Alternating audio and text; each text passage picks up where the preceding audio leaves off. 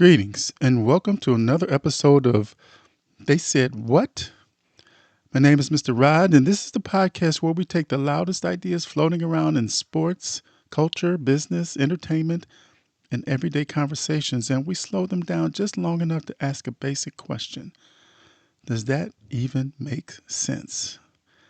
So, our topic today is a very serious one, as a matter of fact, because people keep asking the same old tired question.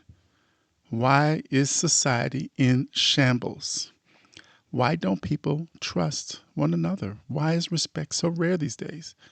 Why do people seem quicker to use one another, insult one another, envy each other, dismiss each other, and then turn on one another more than ever before? And everybody has an answer for it.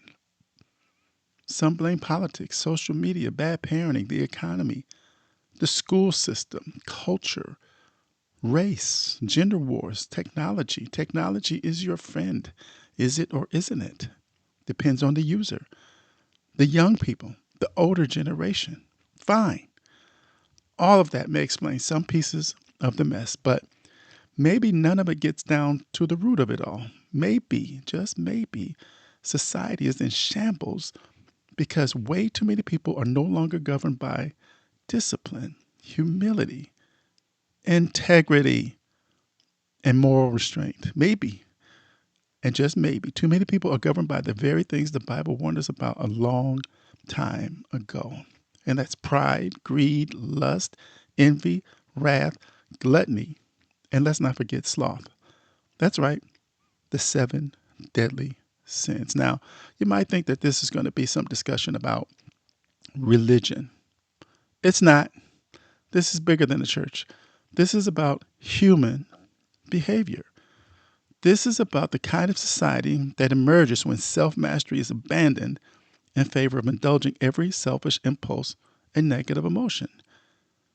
When individuals prioritize instant gratification over self control, giving in to every ego bruise, jealous thought, angry reaction, or craving for more and more, communities can feel fragmented and trust erodes. For example, people might lash out online instead of resolving their conflicts.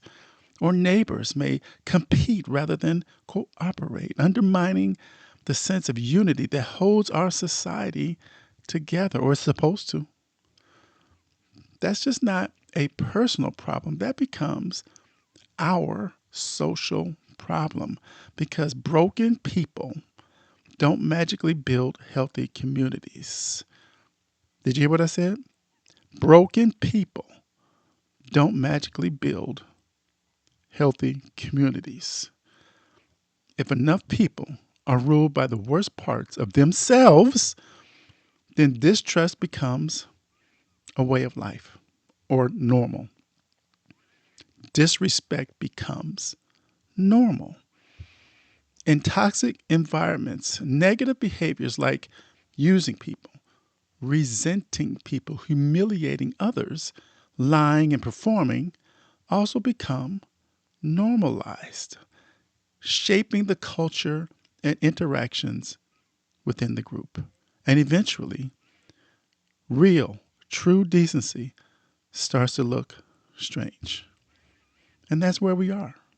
So let's begin with a discussion on pride because pride may be the one that poisons absolutely everything. Pride is not just feeling good about yourself, it isn't healthy confidence. Pride is that inward corruption that says, I don't need correction. Why do I need to listen to you? Who do I need to apologize to? I can't even conceive of any situation whereby I would consider I could actually be wrong about something. I deserve to be seen, heard, respected, and the center of attention. I matter more than you do. Now tell me, people, how do you build trust with a person like that or with people like that? How do you build peace with people like that? How can you, how do you build respect in a culture where everybody wants to be affirmed, but so very few people want to be corrected? You don't. You get conflict. You get ego wars. You get households where absolutely nobody wants to humble themselves. You get workplaces full of fragile arrogance. You get social media full of people performing superiority. You get public conversations where everybody is speaking and nobody is listening. And then everybody is offended. That, my friends, is pride wrapped up in a package. And pride makes society hard, not strong, hard, cold, defensive, combative. And then that brings me to the next question. Why do people not respect one another anymore? Where is it gone? Because respect requires humility. You can't respect people if you secretly in your heart believe your opinion is always the center of the room. You can't respect people if disagreement feels like an attack on your identity. You cannot and will not respect people if all you know how to do is dominate, dismiss, and defend. Respect, people, is not built on ego. Respect, believe it or not, is built on enough maturity to say, even if I disagree with you, I don't have to treat you like you're nothing, like you're worthless, like you're less than. A lot of people today have lost that. Then there's greed, and greed has done equally serious damage within our society because greed teaches people to look at everything through the lens of what I can gain or what they can gain. What can I get? What can I take? How can I leverage that? How in the world can I turn that into my advantage? What can I extract from this person, this relationship, this job? Oh my God, this opportunity. And once greed takes over, people start feeling valued and they just start feeling used. And that is why trust absolutely disappears. Because trust cannot survive in a world where everybody suspects that kindness is an absolute setup, where loyalty is conditional, and where generosity is just simply branding. And come on, y'all, let's just be honest. A lot of what passes for sincerity nowadays is just performance. And the Academy Award goes to, you know, a lot of people don't want to help because they care. They help because they want visibility. They post because they want credit for something. They serve in whatever capacity because they want influence. They support because they want access to something. That's greed. Wearing better clothes. And people can see it and feel it. That's why things seem just so fake these days. Now let's talk about envy. Envy is poison because it smiles while it resents. Envy does not just want what someone else has. Envy hates the fact that they even have it. How dare you? And in this culture, envy is being fed all day long. Scroll and compare, scroll and compare, scroll and compare. Oh my God, somebody looks richer, happier, more attractive, more successful. Wow, are they really that loved? They seem so peaceful, blessed. And what has that gained them? Visibility. And instead of inspiring people, all of that comparison often makes people even more bitter. That's why some people can't genuinely celebrate another person. They clap with their hands and compete with their hearts. They congratulate you with their mouth and resent you in their mind. And when envy gets that deep in your soul, relationships stop feeling safe. Because when you start realizing some people don't really want the best for you, they just want to stay close enough to measure themselves against you. That's ugly. But guess what? It's real and it's here and it's today. Let's talk about wrath. Wrath is just all over this culture. People are always frustrated. They're always mad. Not just occasionally mad, they're simmering. You can smell it. It's like a pot on fire. They're irritable. They're loaded for bear. They are one disagreement away from disrespect, one inconvenience away from cursing somebody out, one political opinion away from calling somebody the E word, evil, one internet comment away from just turning absolute savage. And what's worse is this is the kind of anger that becomes celebrated and is often celebrated. People nowadays call it passion. They, they call it keeping it real. It's truth telling. People called it boldness. No, a lot of it is just poor self control. A lot of it is ugliness with better marketing. And here's the problem: you cannot build trust in an atmosphere where people are always ready to explode. They're sitting on the edge, ready to go off. As you cannot build a community in a culture that rewards humiliating people. You cannot build respect when people think that the loudest, the meanest, the most cutting person is automatically the strongest one in the room. Boy, oh boy, is that nonsense. Wrath makes society emotionally unsafe, don't even want to be around. And emotionally unsafe societies become suspicious societies. Everybody has got eyes in the back of their heads. Look around you the next time you're out. It's out there. Okay, lust. And lust, my friends, is not just about sexuality. It's way bigger than that. Lust is about consumption.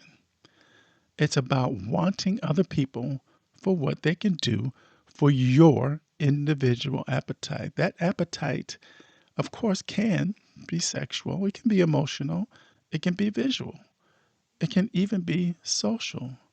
Lust, everyone, reduces human beings to utility. It says, I want what I want. I want the feeling. I want the thrill of it all. I want all of the attention. I need to be validated. I want access to everything that I can access. And you, my friend, exist to help me get it. When you think like that, that destroys dignity. It destroys loyalty. It destroys the very trust that we need to be standing on because people begin to stop feeling honored and start feeling handled. And once people get used to being used, they become guarded. Their guard is always up. That is part of why people don't trust one another. Too many people have learned the hard way, and everybody has a story to tell. They've learned the hard way that being wanted is not the same as being valued. What is value today? Who do you value?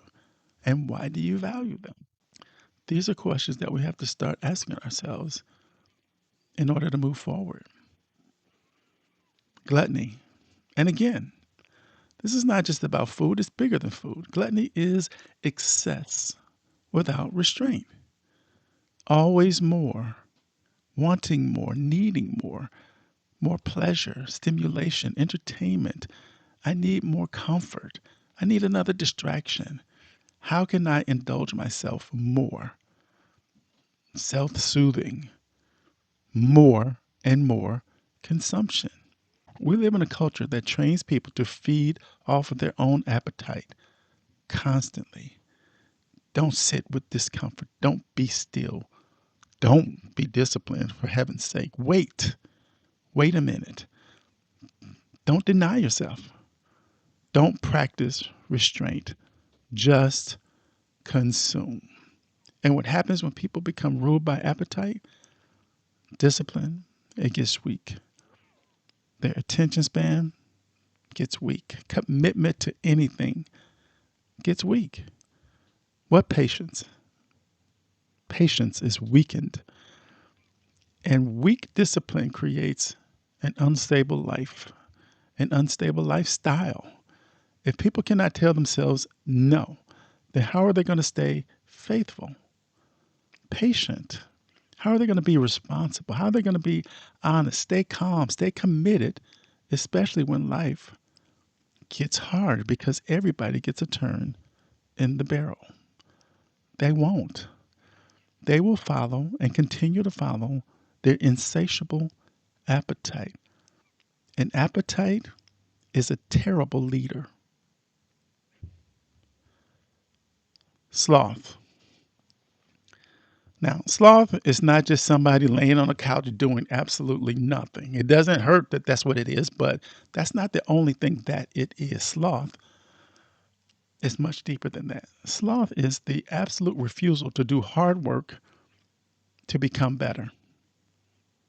It's moral laziness, emotional laziness, relational laziness, and of course, spiritual laziness. It says, I don't want to confront myself to make myself better. I don't want to grow and move forward. I don't want to repair anything that I've broken. I don't want to take responsibility for a thing. And I don't want to do the hard thing to make me better. And society is full of people who want better outcomes without better character. They want better families without giving any sacrifice, without sacrificing a thing from themselves. They want better relationships without any effort put forward, better trust without honesty, better respect without restraint. That, my friends, is sloth. And sloth is deadly because it keeps people childish while demanding adult outcomes. So, all in all, what is the basic result of all this? You end up with a culture where pride makes people unteachable, greed makes people transactional, envy makes people resentful, wrath makes people hostile, lust makes people selfish. That's every day. Gluttony, it makes and keeps people undisciplined. Sloth simply makes people irresponsible. Unteachable, transactional, resentful, hostile, selfish, undisciplined, and irresponsible. Now, ask yourself, what kind of society comes out of all of that? Not a stable one, not a warm one, and certainly not a trustworthy one. And God forbid, not a respectful one. What happens is you get a suspicious one, a divided one, performative. Everybody needs to be on stage, a brittle and fragile one. And yes, a selfish society. And yes, maybe that's exactly why so many people say modern life feels hollow because it's so hard to build depth in a culture governed by impulses. But here's the uncomfortable truth. A lot of people complain about the state of society while excusing the very same sins in themselves. They say they're tired of arrogant people, but hate being corrected.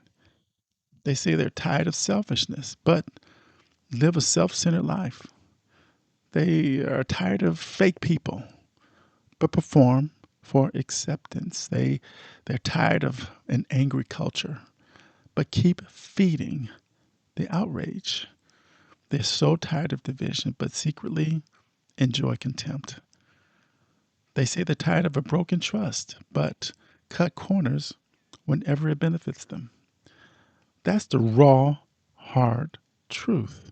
Society's not some abstract monster floating around in the sky. Society is us. Society is made of people. And if people don't deal with their own corruption, then they will keep recreating the very kind of culture they claim to hate. So, what's the answer? Is there an answer? It's not slogans. It's not fake campaign. It's not shallow positivity. It's not pretending everybody is just basically all right. The answer is moral and spiritual repair, humility instead of pride, generosity instead of greed, gratitude instead of envy, patience instead of wrath, honor instead of lust, discipline instead of gluttony, and diligence instead of sloth. Now, that's the hard work because that work starts with the man and woman in the mirror. It starts with asking, where am I arrogant? Where am I? Me, I, selfish. Who do I resent? Am I too ruled by my own personal appetite? Do I have a lazy character? Where am I failing to honor other people properly? That is not the kind of conversation most people want to have, but they have to because people like diagnosing the culture more than diagnosing themselves. But if you want trust rebuilt, that's where it has to start. Not with them, with us. Now, in closing, so maybe society is not in shambles simply because people think indifferently. Maybe society is in shambles because too many people are being ruled by the worst parts of themselves and calling it normal. Happenstance is no longer the way people see things, it has become normalized. Maybe the old warnings still apply. Maybe the seven deadly sins are not outdated religious language at all. Maybe they're still one of the clearest explanations for why people simply don't trust one another, don't respect one another, and don't even seem to genuinely like one another anymore. Because once sin gets normalized, trust begins to shrink. Once sin gets celebrated, respect starts to die. And once sin gets excused long enough, society starts falling apart, one heart at a time. So, have we become blind to sin or numb to morality? This is, they said, what? And maybe the real issue is not that society has lost its voice. Maybe it has just lost its moral restraint. We'll see you next time. Have a great